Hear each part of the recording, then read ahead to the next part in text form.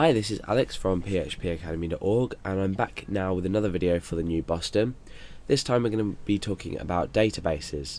Now in this video I'm not going to teach you how to set up a database, how to write data to, etc, etc, but we're just going to talk about why a database is important in most real life application situations. I'm also going to be talking about a bit about the MySQL database. Now this is also called MySQL. You may hear people call it MySQL, but for the duration of these tutorials I'm going to be calling it MySQL. Okay, so why do we need to use a database? Now you may have come across databases before in the format of, say, Excel, Access, and other database applications where you can store values with specific column names and you can store these values as a row. I mean, you can do that in Excel as well, but okay, so let's just get rid of these PHP tags and I'll take you through why we might want to store data in a database. Now, if you've already looked at file handling, you'll know that we may have stored things like a hit counter value in a file, and then what we've done is we've opened the file up, we've read the value in, we've closed the file. We may have then opened the file up again to rewrite another value. Now, this puts a huge amount of strain and complication as well on the whole process. Now let's say we wanted to write a value to a file.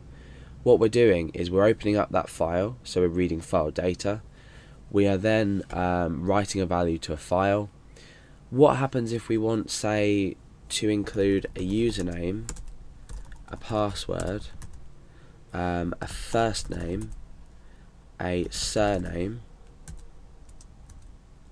and other data? Let's just say website.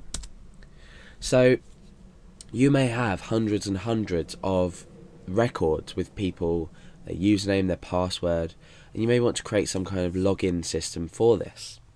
Now, you're not going to do very well if you're using files to store this data. You can, by all means, use files to store this data. However, it's a lot more secure and it's also a lot quicker to use a database. And in this case, we're going to be using MySQL because it is one of the fastest databases available to use. Now, MySQL is hosted on a server, so it will have its own port number.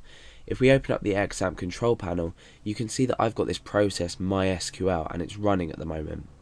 And I think it runs on by default. Let's have a look. Can't see. Let's stop it and then restart it. So it's running on port 3306. Now from PHP you don't need to worry about this too much. You don't need to worry about accessing it, as a server. But we do use some functions to connect to our database, and then connect to our server, and then we use another function to connect to the database itself. So you can have a variety of databases within MySQL, and then you can have a variety of tables inside them databases. Now a database would be, say, users. So this is my users database here. I've got a username, so I'm going to say Alex. Password, I'm going to put pass123. First name is Alex, surname is Garrett, and website phpacademy.org.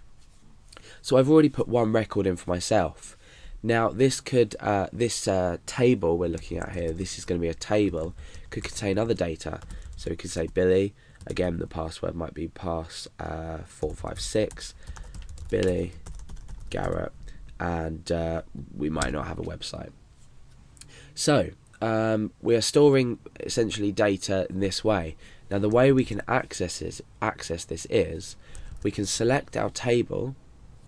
What we can then do, so this is our table.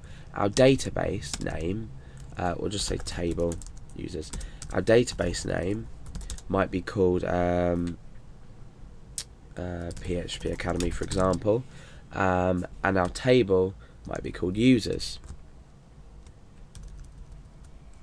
So now what we can do is, let's say we've stored, we're storing users. We can do this on the fly, but what we can do now is we can select different values. So I can execute something called a query, which will select a specific amount of data from a specific row. Now usually you'd have an ID field on the start of a row, and this will be created something called auto increment. So you know what incrementation is, it just increments every time. So for each record created, it's automatically increments, and this adds to the unique property of it, and we can define a primary key for this ID. And the primary key is just the unique field or the unique column name in your database.